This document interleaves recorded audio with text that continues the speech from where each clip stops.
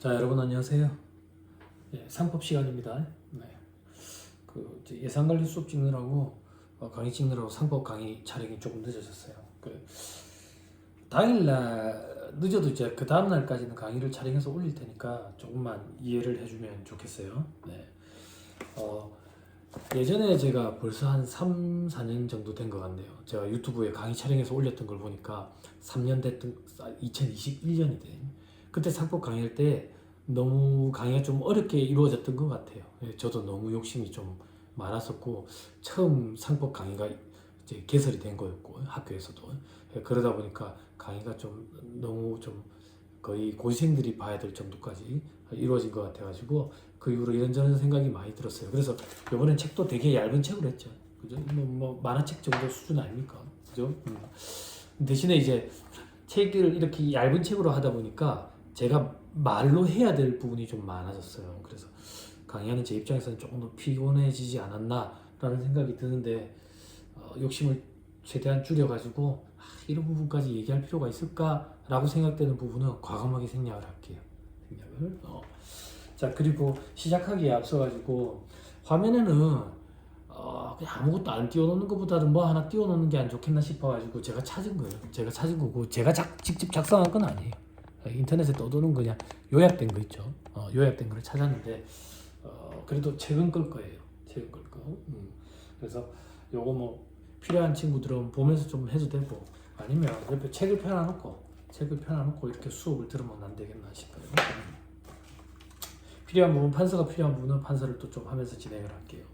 자, 4페이지 회사법 통칙이라 돼 있죠. 그죠? 모험 사업 회사의 의의 이래가지고 모험 사업을 수행하려는 사람들은 어쩌고 저쩌고 돼 있는데 다 필요 없습니다. 그냥 회사가 도대체 뭐냐 이거예요. 회사가 도대체 뭐냐. 4페이지 저 밑에 보면 상법 제 169조에 회사의 의의이 돼 있죠. 회사의 의의, 회사의 의의. 이 법에서 회사란 상행이나 그 밖에 영리를 목적으로 하여 설립한 법인을 말한다 돼 있죠. 그죠? 영리를 목적으로 해서 생긴 법인, 그걸 이제 회사라 그런다. 이윤 추구가 목적이다. 이윤 추구가. 그럼 도대체 법인은 뭐냐 이거야. 법인은. 우리 자연인과 법인 이렇게 얘기합니다. 법인격을 그러니까 법인격을 인정받은 사람이 법인 이렇게 생각하면 돼요. 아무튼 하나의 인격이 부여돼서 인격을 인정받은 사람이 법인이구나 이렇게 사람이다 이렇게 생각하면 돼요. 인자니까 사람이다. 법인격을 부여받은 사람이다. 그게 법인이구나 이렇게 생각하면 됩니다. 자, 밑에 보면 뭐 통상적으로 돼 있죠. 통상적으로 돼 있는데 어디 뭐가 있을 텐데.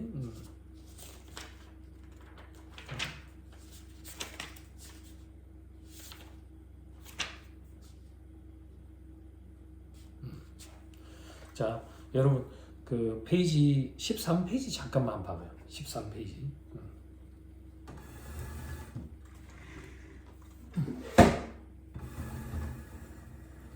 13페이지.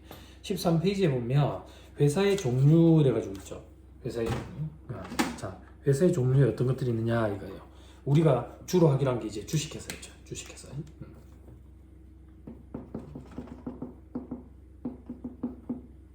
주식회사.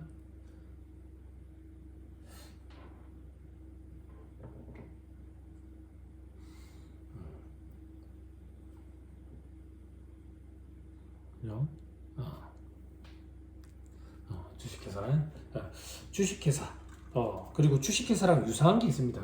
주식회사는 도대체 뭐냐 이거예요. 회사를 왜 운영을 한다 그랬는데 아까 영리를 추구한다 했지. 돈, 수익, 이윤을 추구하기 위한 거야. 그런 사람들이 모인 거. 그런 사람들이 모인 게 이제 주식회사다 그 얘기예요. 주식회사.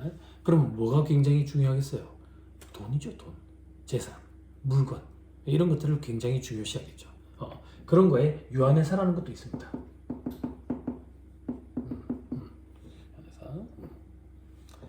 됐죠? 그리고 이거 말고 유한 책임회사라는 것도 있다.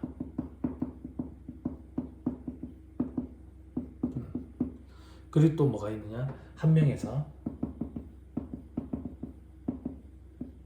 그리고 합자회사가 있다. 우리는 오리엔테이션 때 얘기한 것처럼 철저하게 요거 위주로 진행이 됩니다.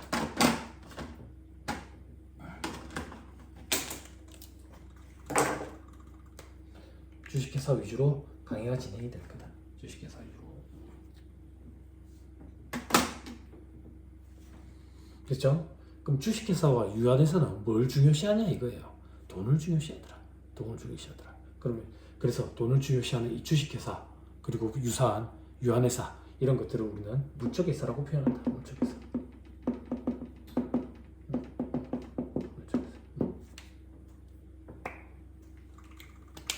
그렇죠? 그렇죠? 그럼 한 명에서 합자회사 이런 건 도대체 뭐냐 이거야. 한 명에서 합자회사.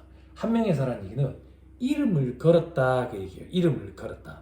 이름을 걸었다는 얘기가 뭔데 이 회사가 존립하는 기간 동안에 모든 내 책임을 모두 다 걸어가지고 이 회사의 존립을 위해서 내가 노력을 하겠다. 이런 걸 우리는 무한책임사원 이렇게 표현해요.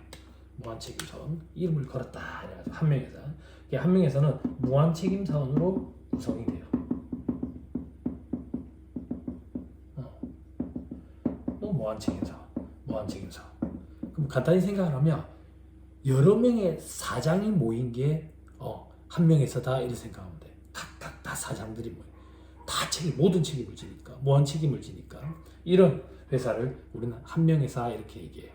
그래서 각각 이 사장들의 자기 능력치, 기술 이런 걸 모아가지고 회사를 운영하는 거죠. 그래서 이런 회사는 인적 회사, 개개인의 성향, 성격, 성질 이런 것들을 굉장히 중요시하는 거죠. 중요시하는 거. 그럼 주식회사는 재산, 돈에 관심이 있다고. 돈에. 그래서 투자의 계장, 투자했다 그러죠. 그죠? 그러면 주주 입장에서는 회사가 만약에 망하게 됐을 때 책임을 집니까? 책임 안 지죠. 자기가 투자한 금액만 날리는 거죠. 이런 걸 우리는 유한 책임을 진다 이렇게 표현해요. 유한 책임을 진다. 그래서 이 합자 회사라는 것은 무한 책임 자원에 유한 책임 자원까지 같이 믹스되어 있는 형태. 이런 걸 우리는 합자 회사 이렇게 표현해요. 합자 회사. 됐죠? 그래서 주식회사, 유한회사, 물적회사, 한명회사, 합자회사, 인적회사. 그런데 우리는 물적회사 중에 주식회사 위주로 강의를 진행한다더라. 그런데 유한책임회사는 도대체 뭐냐 이거예요. 유한책임회사. 제가 정확히 기억이 안 나는데 2012년이었던 것 같아요. 상법이 전면 개정이 일어나면서 유한책임회사라는 형태가 하나 들어왔거든. 그게 무슨 말이냐면 우리나라는 그 전까지 상법에서 회사의 종류를 4가지로 구분했다고. 주식회사, 유한회사, 한명회사, 합자회사 4가지로 구분을 했는데 한 가지가 새로 생겨난 거지. 카더라인데 저도 들은 얘기인데 어떻게 이게 생겨나게 됐느냐. 우리나라는 이제 역사적인 사건들의 영향 때문에 우리나라에서 이런 법이라는 걸 자체적으로 만들었다기보다는 남에 의해서 타인에 의해서 만들어짐을 당했지. 일제강점기 때. 그래서 일본의 영향을 많이 받게 됐다고. 일본의 영향. 그러면 일본은 그 나라 법 체계를 자체적으로 개발해서 만들었느냐? 아니, 안 그래. 네덜란드 법을 따왔다고. 네덜란드 법을. 그래서 그쪽을 우리는 이제 유럽 쪽을 대륙이다 그래가지고 대륙계 이렇게 좀 표현돼요. 대륙법의 영향을 받았다. 대륙법을. 그러면 대륙법을 제외한 나머지는 뭐냐? 나머지 지역들도 있지만 영국과 미국 이래서 영미권 이렇게 표현해요. 그 대륙권, 영미권. 우리나라 상법은 대륙권의 영향을 받은 법이에요. 그러다 보니까 영미법에 보니까 유한책임회사라는 새로운 형태의 회사가 하나 있었던 거야. 그래서 그걸 수용을 해서 우리나라도 유한책임회사라는 하나의 형태를 집어넣어서 현재는 회사의 형태가 총 유한책임회사까지 5가지가 있다. 5가지. 그럼 주식회사는 알겠다 이거야. 유한회사도 유한책임을 진다. 유한책임을 지는 그런 사원들끼리 주식회사는 그런 사람들을 주주라고 부르고 이런 사람들끼리 모여가지고 자기가 투자한 재산에 대해서 굴려가지고 투자 이익금을 받는 게 주목적인 물적회사. 그게 아니라 자기 인적, 능력치 이런 걸 같이 모아가지고 회사를 운영해가는 개개인의 개성과 성격이 강한 그런 한명회사와 합자회사가 있댔다. 그러면 유한책임회사는 어떤 형태냐? 그냥 다수설이 유한책임회사는 물적 회사의 성격을 갖고 있다라는 게 다수설인데, 유한책임회사는 우리가 뭐 구체적으로 공부할 건 아닌데 컨소시엄이라고 생각하면 좀 편할 거예요. 컨소시엄. 국가에서 하고자 하는 어떤 큰 공사가 있다. 큰 공사가 있는데 만약에 원자력 발전소 플랜트 공사라고 따지면 그런 공사에 이제 현대중공업이 뛰어들 수도 있고 대우가 뛰어들 수도 있고 여러 개 건설사가 뛰어들 수도 있는데 이게 다이가 너무 큰 거지. 다이가 너무 커. 그래서 한 개 회사가 맡아서 하기에는 무리가 있는 거야. 그러면 여러 개 회사가 모여가지고 우리 같이 하자. 요게 컨소시엄이거든. 유한책임회사는 그런 형태랑 비슷하다라고 생각하고 그냥 넘어가는 게 좋을 것 같아요. 됐죠? 앞으로 다시 돌아오세요.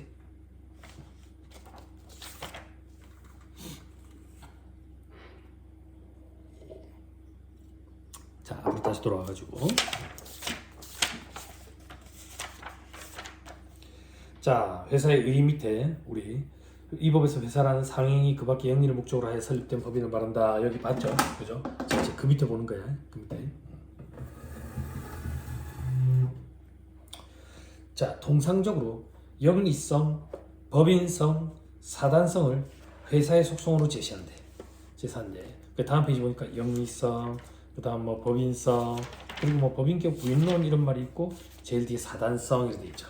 그죠?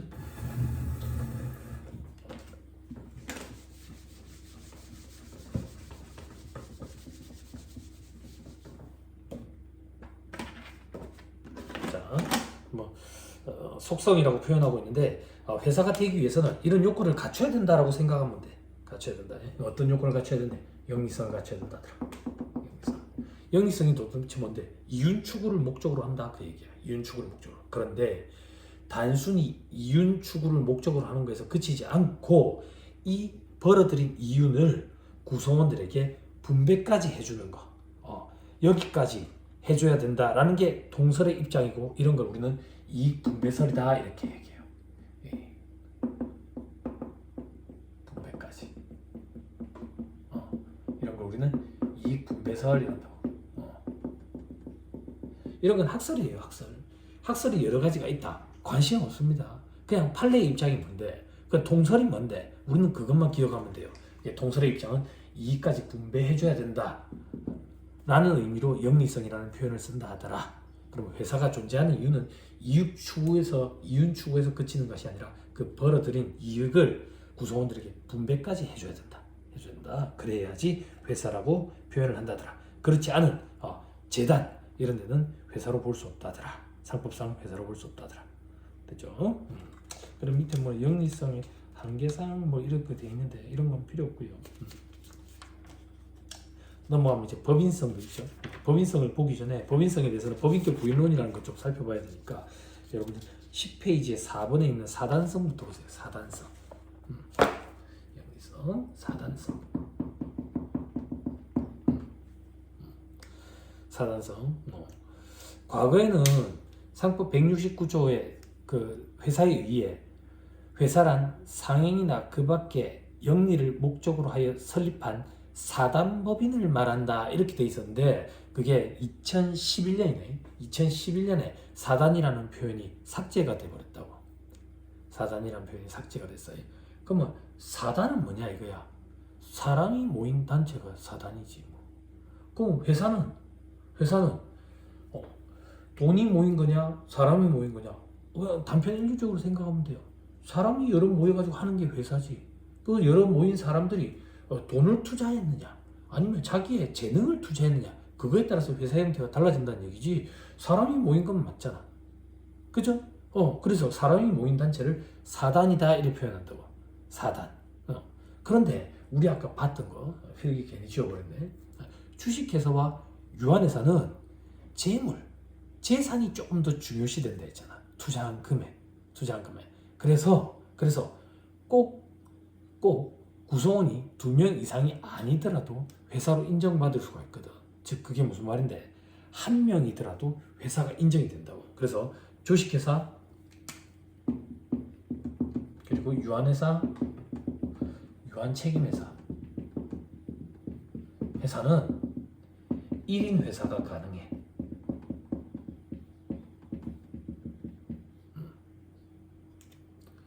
됐어요? 됐어요? 사람들이 모였다. 그 사람들을 사원이라고 표현하거든. 그런데 한명회사와 합자회사, 한명회사와 합자회사는 회사 구성 요건에, 회사의 성립 요건에 2인 이상의 사원을 성립 요건으로 하고 있거든. 성립 요건으로. 그래서 1인 회사는 안 돼. 안 된다고. 안 된다고. 그죠? 그게 무슨 말인데? 회사에 의해 사단 법인을, 사람들이 모인 단체인 법인을 말한다라는 표현에서 주식회사, 유한회사, 유한책임회사는 1인 회사가 가능하기 때문에 2인 이상이 필요 없기 때문에 사람들이 모인 단체라는 사단이라는 표현을 삭제해버렸다고. 그렇지만 아직까지도 한명회사와 합자회사는 2명 이상의 사원을 회사의 성립 요건으로 하기 때문에 여기에는 사단이라는 형태로 모여야 된다고. 됐죠? 그게 어디 있을 거야? 회사의 저기 10페이지 보면 사단성. 회사의 사단성이란 여러 사람이 모여서 공동기업 형태로 운영할 수 있다는 의미다. 본래 169조에서는 회사를 사단법인이라고 규정을 했는데 개정해서 사단성을 삭제를 했다. 사단성을 삭제한 이유는 얘들은 1인 회사가 성립 가능하기 때문이다. 됐죠? 그 정도 보면 될 것 같아요. 자, 이제 어디로 오느냐? 1인 회사 성립 가능한 거 관련돼 가지고 밑에 보니까 1인 회사의 법리돼 있네. 10페이지 보니까 이 얘기도 조금만 할까? 밑에 보면 이제 1인 회사의 법리로 돼 있죠. 그죠? 1인 회사란 주주 등의 사원이 한 명만 있는 회사를 말한다. 우리는 주식회사 위주로 보기로 했으니까 주식회사 생각합시다. 1인 주주라고. 1인 주주. 1인 주주. 인적 회사에서는 사원이 한 명이 되면 해산 사유에 해당한다. 2명 이상이 돼야 회사의 성립 요건이 되거든. 한 명 합자 회사 얘기하는 거야. 인적 회사에. 그러나 주식회사 등 물적 회사, 주식회사 등에는 주식 유한책임회사. 아무튼 주식회사를 한정지어서 얘기를 하면 물적 회사에서는 주주가 한 명이어도 해산 사유에 해당하지 않는다. 왜? 사람이 모인 단체라는 사단성이 좀 희박하기 때문에. 됐죠? 자, 밑에 괄호에 1인 주주의 주주총회 운영상 예외를 돼 있죠. 그죠? 소집 통지 절차를 누락하였어도 1인 주주가 주주총회에 출석한 이상 전원 출석 총회 법리에 의해서 주주총회 소집 통지에 관한 하자는 지우된다. 하자는 지우된다. 이런 표현 보니까 참 어렵죠. 그냥 문제가 없다 이렇게 생각하면 돼. 어떤 경우에 주식회사는 1인 회사가 가능하거든. 그래서 혼자서 회사를 운영하고 혼자 주주야. 혼자 주주. 그런데 뭐 한다고 주주총회 개최한다고 사전에 연락을 해가지고 우편으로 통보를 하고 그런 절차 뭐 한다고 빨래냐 이거야. 그냥 전화만 해줘도 안 되겠냐. 그래서 이런 절차들을 생략했다고 해서 절차에 하자가 있어서 그 주총은 효력이 없다. 그게 아니다 그 얘기야. 그런 부분을 다 생략을 해도 그 주총은 하자 없는 주총으로 보겠다. 그 얘기라고. 효력이 있다 그 얘기예요. 됐죠? 자, 다음 페이지. 두 번째 단락. 심지어 실제로 주총을 개최한 사실이 없다 하더라도 1인 주주에 의해서 의결이 있었던 것처럼 의사록만 작성을 한다면 주총 부존재에도 불구하고 그 내용의 결의가 있었던 것으로 보겠다. 그러니까 이런 형식은 필요 없다 그 얘기예요. 주주 1인의 의사가 회사의 의사와 합치된다 그 얘기예요. 그러면 주주총회를 실질적으로 하지 않았더라도 이사회 의사록만 있어도 되지 않겠느냐 그 얘기예요. 됐죠? 옆에 보니까 뭐 이제 주총 특별기를 요하는 영업 양도도 있는데 이런 건 나중에 공부를 할게요. 자, 밑에 광의의 1인 회사, 실질적 1인 회사도 있는데 이런 거는 볼 필요 없습니다. 이런 거 볼 필요 없고. 자, 저 밑에 괄호 4번에 1인 주주인 이사의 자기 거래에 대한 예외를 돼 있죠. 그죠? 자, 1인 주주가 대표이사야. 주주가 한 명인 1인 회사라고. 1인 회사. 이 사람이 하나, 둘, 세 번째 줄에 자기 거래에 대한 주주 전원 사전 동의가 있었던 것으로 볼 수 있으며 1인 회사는 그 책임을 회피할 수 없다. 주주가 개인의 이윤을 추구하기 위해서 회사의 의견과 반하는 그런 행위를 할 수가 있거든. 그래서 이런 자기 거래에 대해서는 주주 전원 동의가 필요하다고. 주총 전원 동의가 필요한데 혼자잖아. 자기 의사라면 그럼 동의를 한 거나 마찬가지 아니겠냐 그 얘기야. 그래서 그런 경우에는 회사가 책임을 면할 수 없다. 나중에 그 자기 거래에 대한 책임을 회사도 같이 진다 그 얘기예요. 같이 진다. 나중에 또 나올 겁니다. 왜냐하면 이게 되게 그 중요한 게 주주는 유한 책임을 지기 때문에 회사가 망했을 때 주주는 책임이 없다고. 회사가 책임을 진다고. 법인격을 부여받은 사람이라고. 그 사람이라는 법인이 책임을 지거든. 주주가 책임 있는 게 아니라고. 그죠? 그런데 주주가 1인 주주로서 자기 거래를 했을 때 책임이 생긴다면 회사도 그 책임에서 벗어날 수 없다라는 얘기를 하는 거예요. 절차상 하자가 존재하더라도 그 하자가 실질적으로 주주 전원의 동의가 필요한데 그런 절차가 없을 때 혼자니까 그런 거 필요 없다. 아까 얘기한 것처럼 하자가 치유된다라는 표현은 괜찮다 이렇게 생각하면 된다. 괜찮다. 됐죠? 그리고 제일 밑에 단락에 다만 위 자기 거래에 의해서 회사에 손해가 발생하면 이에 대해서 이사는 당연히 손해배상 책임을 부담한다.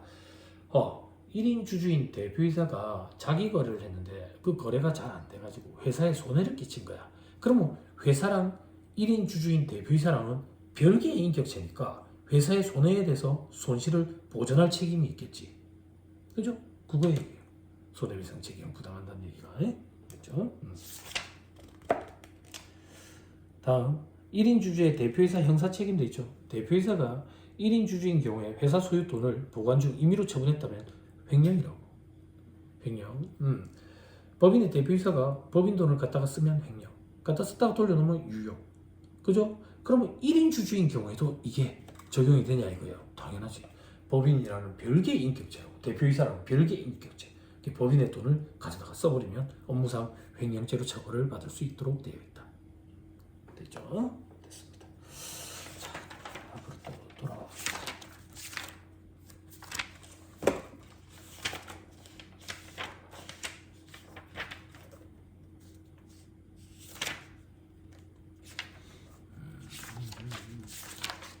어디로 가볼까? 자, 법인성으로 와야 되겠네. 그죠? 법인성 6페이지네요.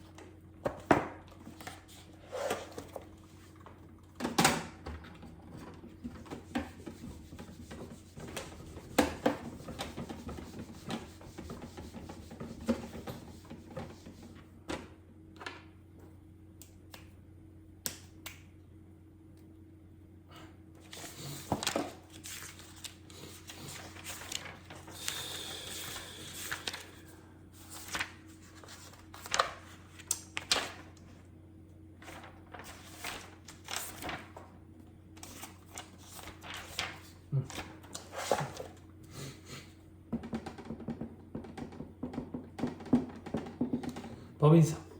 법인성은 도대체 뭐냐? 자, 첫 번째 줄 끝에 법인격을 인정할 수 있는데 상법상 회사는 169조에 의해서 법인격을 부여받는다 돼 있죠. 그냥 법인이라는 하나의 사람이다 그 얘기예요. 이것도 사람이다. 사람이다. 별개의 존재다. 이렇게 생각하면 돼요. 그 옆에 즉 5종류의 회사 1명 합자 유한책임 유한 주식회사에 한해서 법인격을 취득할 수 있다. 법인격을 인정받음으로써 발생하는 법적 효과는 구성원과 독립하여 법인 자산의 명의로 권리 의무의 주체가 될 수 있다는 점이다. 됐어요? 그죠? 따라서 회사는 구성원의 책임재산과 구별되는 자기 고유의 책임재산을 형성할 수 있다. 재산분리의 원칙도 있죠. 법인의 주주는 자기가 투자한 돈에 대해서만 유한 책임을 진다고. 그러면 법인이 갖고 있는 그 재산은 법인 소유라고. 법인 소유. 조금만 더. 회사가 망하게 됐어. 회사가 망하게 됐을 때 주주가 무한 책임을 지냐? 무한 책임 안 진다. 왜? 각각 별개니까. 법인격을 부여받은 하나의 사람이라고. 이 주주는 자연인이고. 별개다라는 얘기를 자꾸 하는 거예요. 자, 법인격을 인정받음으로써 구성원과 독립해서 법인 자신의 명의로 권리 의무의 주체가 될 수 있다더라. 따라서 회사는 회사의 책임과 그리고 주주의 책임이 구분이 된다. 그리고 재산도 구분이 된다. 자, 사원의 채권자는 주식회사를 제외한 다른 회사의 형태의 주주라고 생각하면 돼. 투자자의. 그래서 그냥 주주라고 바꿔서 읽어도 괜찮아요. 사원의 채권자는 회사 재산에 대해서 강제 집행을 할 수가 없다. 강제 집행을. 그리고 회사와 거래한 채권자가 회사와 별개의 법적 주체인 사원 재산에 대해서도 강제 집행을 할 수 없음도 마찬가지다. 자, 이건 이 얘기예요. 주주가 대출을 받은 거야. 대출을 받은 사람이 금융기관에서 대출을 받았다고. 대출을 받았는데 이걸 상환을 안 하는 거지. 상환 안 한다고. 그러면 금융기관 입장에서는 이 주주 재산을 강제 집행을 해가지고 팔아치워서 경매에 팔아치워가지고 그 채무에다가 충당을 하겠죠. 그죠? 그러면 이 주주가 가만 보니까 이 회사의 대표이사네, 대표이사. 그럼 이 회사 집 거 아니야? 그럼 이 회사의 재산이 좀 있는 거야. 이 재산에 타고 들어가가지고 이 재산을 처분해가지고 강제 집행을 할 수 있느냐? 이건 안 된다 그 얘기예요. 왜 안 되는데? 법인이랑 주주라는 자연인은 별개의 인격체라고. 별개의 인격체. 재산도 법인 재산은 법인 재산이고 주주 대표이사 재산은 대표이사 재산이고 별개의 인격체라고. 별개의 인격체. 됐습니까? 됐죠? 자, 여기서 시작되는 게 법인격 부인론이야. 다음 페이지 보면 법인격 부인론 이렇게 돼 있죠. 그죠?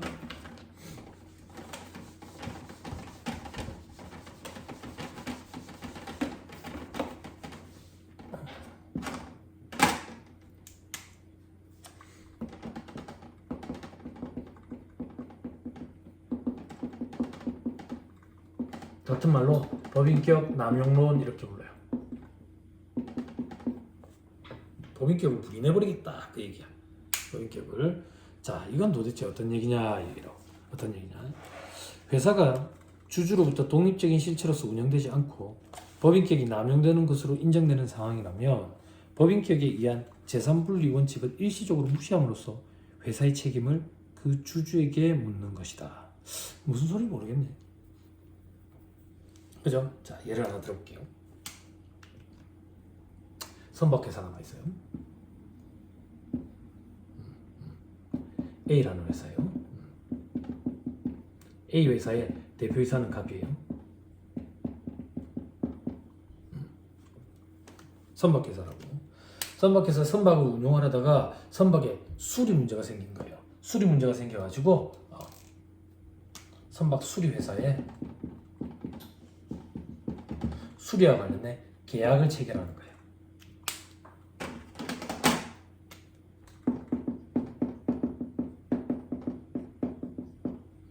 우리나라는 뭐 제가 민법에 대해서 통달한 사람은 아니지만 민법상 뭐 계약이 체결이 되면 항상 후불제가 원칙이에요. 그래서 여러분들 월급 받을 때 직장 생활할 때도 첫 달치 월급을 먼저 주세요 이래 안 하죠. 한 달 일을 하면 용역을 제공하고 나면 이제 월급을 정산해 주는 거죠. 후불이 원칙이라고. 원칙. 그래서 수리를 다 해주고 후불로 이제 용역 대금을 지급을 해야 돼.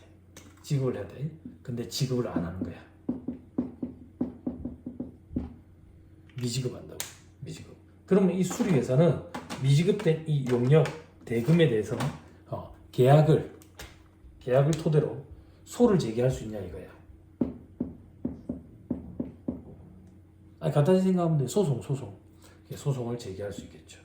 그리고 돈을 지급해라 라고 확정 판결을 받겠죠. 그러면 됐네. 소송에서 이겼으니까 됐네. 뭐가 됐어요? 소송에서 확정 판결만 났지 법원에서 돈을 대신 받아준답니까? 아니, 그렇지 않아요. 그냥 지급하라 이러고 끝난다고. 지급하라 이러고 끝난다고. 그럼 얘들은 배째라라는 거야. 왜? 실질적으로 대표이사 갑이 A 회사를 실질적으로 소유하고 운영을 함에도 불구하고 A 회사의 재산을 싹 다 없애버리는 거야. 대표이사 갑 명의로 다 돌려놓고. 그래가지고 누구가 소 제기해가지고 갚으라 했지만 재산이 없다. 갚을 돈이 없다. 이런 거지. 갚을 돈이 없다. 됐어요? 됐죠? 그러면 수리회사 입장에서는 그런 생각이 들겠죠. 뭐야? 이게 거의 뭐 페이퍼 컴퍼니네. 재산은 실질적으로 대표이사가 다 소유하고 있으면서 페이퍼 컴퍼니로 명목상 회사만 하나 만들어가지고 싱가포르라든지 홍콩 이런데 페이퍼 컴퍼니로 조세 피난처, 조세 천국 이런데 해가지고 세금도 안 내고 일부러 그렇게 했네. 일부러. 이거 못된 놈이네. 근데 이거는 재산을 갖고 있네. 그래서 얘한테 소송을 제기하는 거지. 이 선박 수리대금에 대해서 갚아라, 상환을 해라 라고 소를 제기한다. 소를 제기하면 패소당해요. 왜 패소당하느냐? 계약은 당사자들 사이에서만 효력이 있어요. 당사자들 사이에서만 효력이 있다고. 예를 하나 들어볼게. 조금 어려운데.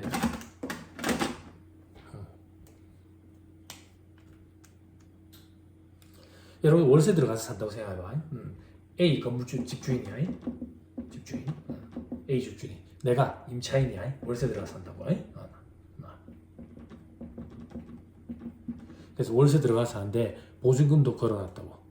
보증금도. 그래 저 계약 기간이 한 2년 된다라고 볼게. 2년 된다.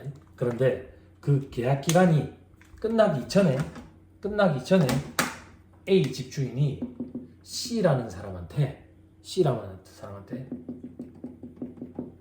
이걸 양도를 해버린다고. 집을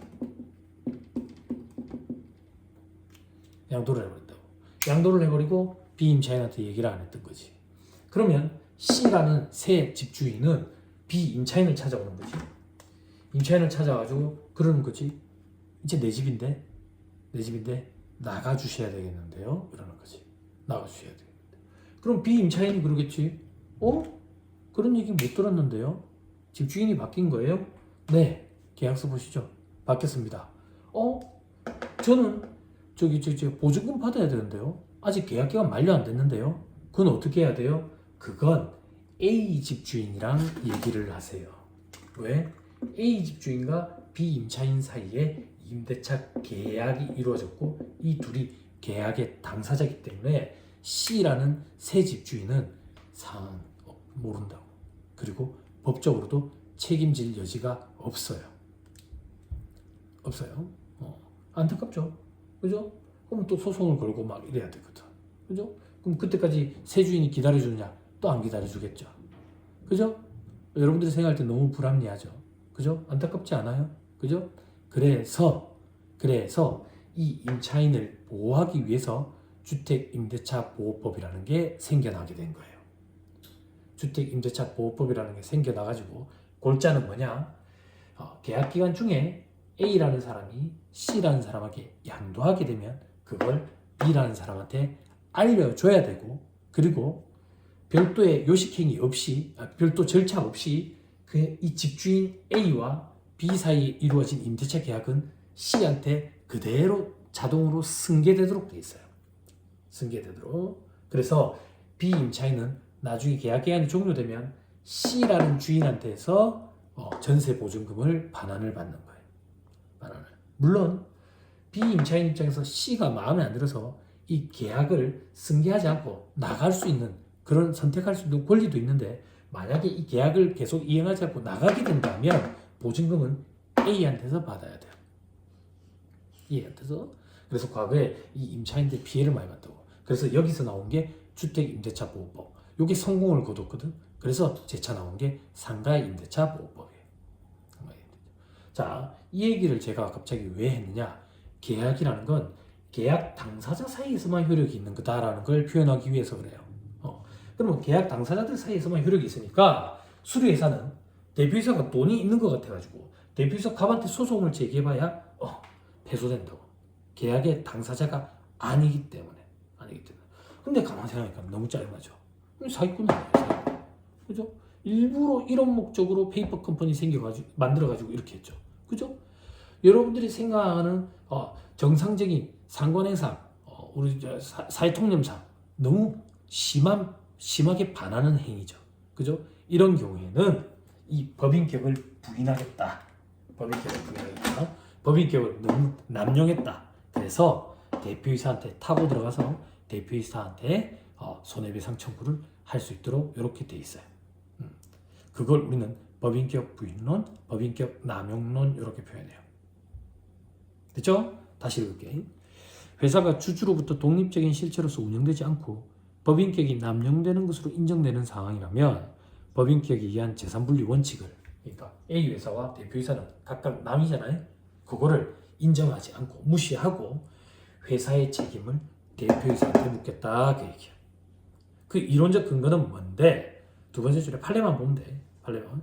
뭐 법인격이 부인된다는 내재적 한계설 이런 것도 있는데 뭐 이런 것까지도 볼 필요 없고 그냥 판례만 보면 신의성실의 원칙에 위반된다. 신의성실의 원칙은 뭐냐면 각 계약의 당사자는 신의에 쫓아 성실하게 그 계약을 이행하려고 애를 써야 된다 그 얘기야. 근데 가만 생각하니까 이건 완전 애초부터 사기꾼 새끼인 거야. 그죠? 그런 경우에는 신의성실의 원칙에 위반되는 걸로 봐가지고 법인격 남용으로서 법인격을 부인하고 대표이사에게 이 책임을 묻겠다라는 거예요.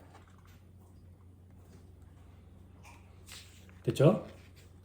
자, 밑에 적용 범위에 있는 거 볼게요. 적용 범위.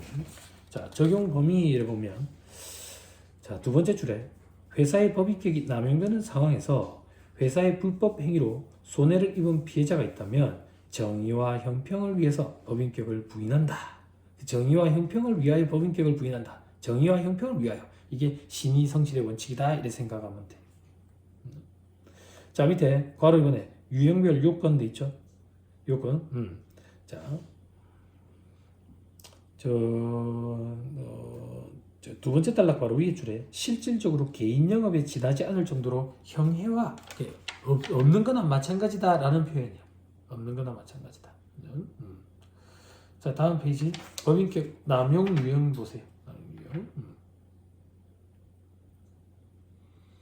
자, 두 번째 단락에 자, 세 번째 줄 예를 들어 제3의 회사에게 기존 사업의 자산 일체를 양도하면서 정당 대가를 지급받지 않고 기존 사업과 제3의 회사는 실질적 동일성이 인정됨에도 불구하고 기존 사업의 채권자가 제3의 회사에게 책임을 추궁하면 제3의 회사는 계약 당사자가 아니라는 이유로 책임을 부정하는 사람들이었다 돼 있죠. 그죠?